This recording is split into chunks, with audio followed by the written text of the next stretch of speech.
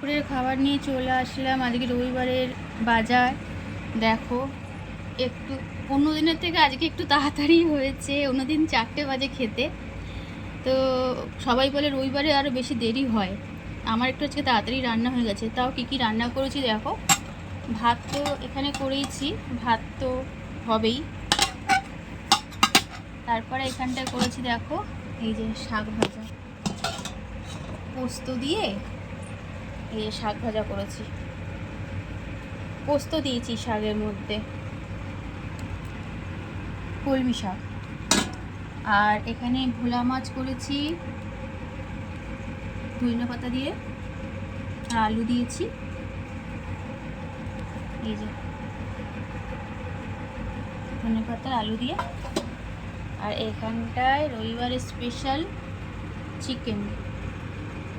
রবিবারে তো স্পেশাল এটাই, চিকেন। আর গোটা গোটা আলু দিয়ে করা হয়েছে। তো আমার রান্নাগুলো কীরকম লাগলো তোমরা কিন্তু অবশ্যই বলো, অবশ্যই কিন্তু বলো।